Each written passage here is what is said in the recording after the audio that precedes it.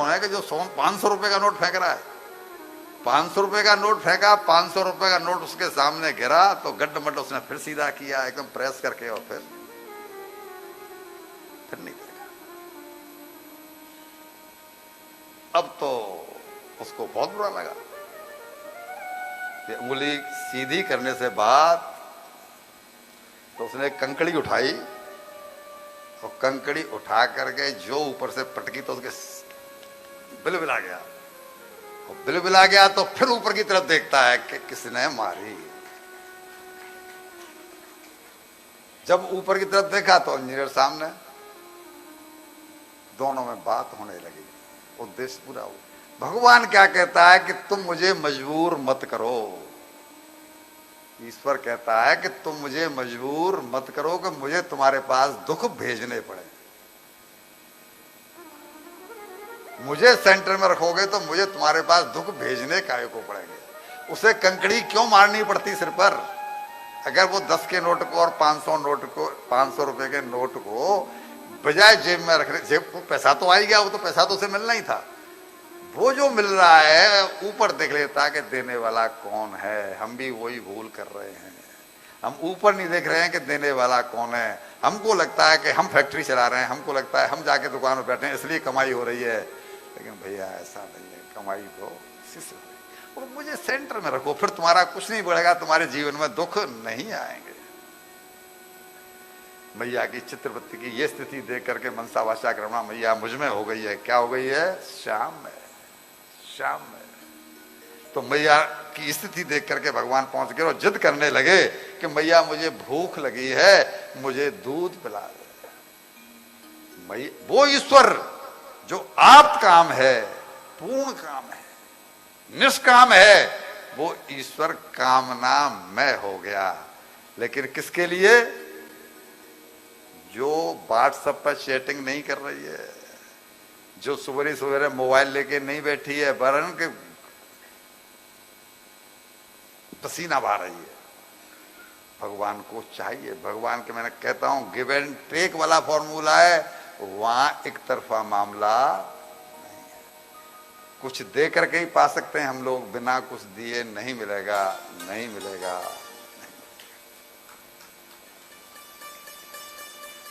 मैया कहती है लाला दूध तो मैं तेरे लिए आज माखन निकाल रही हूं, मैं तेरे लिए आज माखन निकाल रही हूं। मथनती जननी हरी, तेरे लिए आज मैं खुद मथ रही हूं, मंथन कर रही हूं, थोड़ा सा रुक जाना लाला। लेकिन भाव में भरा हुआ लाला वो कहता है, लाला रोने लगा। तो रोते रोते कहते हैं कन्हैया लाल जी कि मैं तो दूध पींगो और अब ही पींगो, मुझे तो भूख लग रही है, मुझे माखन फाखन ना खाना, मुझे तो मैया तेरो दूध पीनो। उनके चित्त में, माँ के चित्त में पहले भाव जगा लाला के प्रति, तो लाला के चित्त में पीछे जगा है कि नहीं जगा कि मैं दूध पींगो। माखन खाके जो सुख मिलता तो केवल अकेला लाल जी को मिलता, लेकिन दुग्धपान करते समय तो माँ और बेटे दोनों को सुख मिलता है कि नहीं मिलता जी? भगवान क्या कहना चाहते हैं? तू याद तो कर, मेरी तरफ जरा नजर तो कर, मेरे पास सुखों का भंडार है। सो सुख धाम राम नामा, हम आपको रामचरितमानस सुनाते हैं। यहां भी सच्चिदानंद, वो तो आनंद के भंडार है, वहां तो कुछ दुख है ही नहीं। अब मांगो तो सही, लेकिन हम अपने आप से दुश्मनी ठाने बैठे हैं। हमको दुख भी चाहिए साथ में, सुखों के साथ साथ हम दुख अपने आप क्रिएट करते हैं। ऐसा कोई न कोई काम कर बैठते हैं जिसका आगे परिणाम दुख में हो, तो भगवान को दुख देना पड़ता है। अब कहते हैं मैया कि तू जो मथ रही है ना, इसे छोड़।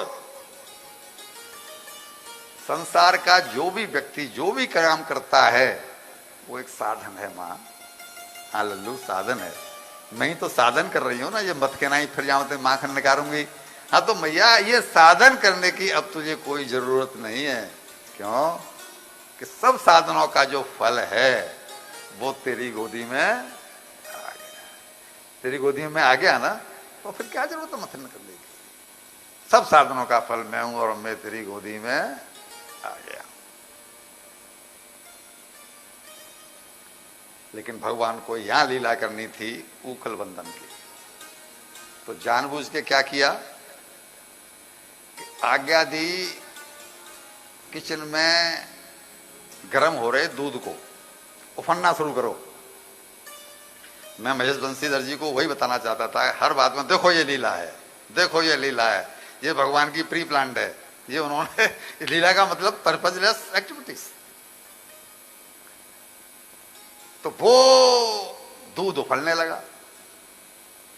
अब दूध उफलने लगा तो एक कहावत है ना, महिलाओं में भी है पुरुषों में भी, दूध प्यारो के पूत प्यारो, दूध प्यारो के पूत प्यारो। क्या जवाब है? दूध प्यारो के पूत प्यारो, जवाब दो। कुछ कह रही हैं दूध प्यारो, कुछ कह रही हैं पूत प्यारो, और जवाब यही है कि दोनों ही प्यारे, क्योंकि पूत के लिए ही तो दूध है, दूध नहीं होगा तो पूत। तो प्रश्न ये पैदा होता है कि भगवान ने लीला की तो दूध उफना, और जैसे ही फुन फुन की जो आवाज आई जलने की दूध की, तो मैया ने लाला को तो उतारा जमीन में अपनी गोदी में से और फौरन भागी दूध उतारने के लिए। और भगवान कहते हैं कि जब कभी भी तुम मुझे छोड़ते हो मैं तुम्हें दुख देता हूं। हालांकि ये लीला है, लेकिन अपने संदर्भ में हमको ये मान के चलना चाहिए कि अगर हमको दुख मिल रहा है तो उसके पीछे हमारा कोई ना कोई सूक्ष्म अपराध है। मैया गई, दूध को उतारा, और जब लौट के आई तो इधर लाल जी बहुत क्रोध में। क्यों? कि मां तूने मुझे अतृप्त छोड़ दिया, तूने मुझे अतृप्त छोड़ दिया, मैं तो तेरा दुग्धपान कर रहा था। अरे दूध ही तो उफना था, तेरे घर में 9 लाख गाय हैं मां, 9 लाख गाय हैं, क्या फर्क पड़ता है। पर मैया कह रही है ये दूध वैसा वैसा नहीं है, ये दूध तेरे लिए था। और ये अश्वगंधा नाम की जो उनकी वो गौ है, उसका नाम क्या था? गौ जिसका दूध भगवान पीते थे, चलो मुझे याद आएगा मैं बताऊंगा। वो दूध ये तेरे लिए था बेटा, मैं इसलिए भागी थी। लेकिन भगवान को क्रोध आया, जानबूझ के क्रोध किया, और एक मटका वहां पर मटके के पास में लोड़ा पड़ा था, उठा करके कस के उस लोड़ा को मटके में मारा, और ददिया सास के जमाने का मटका फूटा और सारा दही दूध फैल गया। इधर दही दूध फैला। आज मैया को 2 अनुभूति एक साथ हुई। कौन सी कौन सी? पहली तो ये कि मेरा लाला बड़ा नटखट है, अभी थोड़ी देर पहले मुझसे कितना प्रेम से लाड़ लड़ा रहा था, स्तनपान कर रहा था, और थोड़ी देर में ही कितना क्रोधित हो गया। मेरा लाला नटखट है। लेकिन दूसरी तरफ क्या चिंता हुई कि लेकिन अगर इसकी ये शैतानी ज्यादा तक बढ़ती रही तो ये आगे जाकर के बिगड़ जाएगा। माताओं का ये डर भी लगा रहता है कि बालक बिगड़, तो क्या विचार किया कि कहीं ये बिगड़ नहीं जाए, इसलिए आज थोड़ा सा इसको डांट टपट दूं। ये जो कहा जाता है कि भाई ताड़ना में रखो, ये जो कहा जाता है ताड़ना में रखो, ये तुलसीदास जी ने जो चौपाई लिखी है, ढोल गंवार शूद्र पशु नारी, वहां ताड़ना शब्द है, लेकिन जिन लोगों ने इसका अर्थ का अनर्थ करना था उन्होंने उस ताड़ना के अर्थ को पिटाई कर दिया और उस अर्थ का अनर्थ हो गया, वो विवाद का विषय बन गया। अच्छा, कौन सास नहीं चाहती, आपसे जवाब चाह रहा हूं, कौन सास नहीं चाहती कि बहू उसके अनुशासन में रहे? अरे जो आज बहू है, जो आज बहू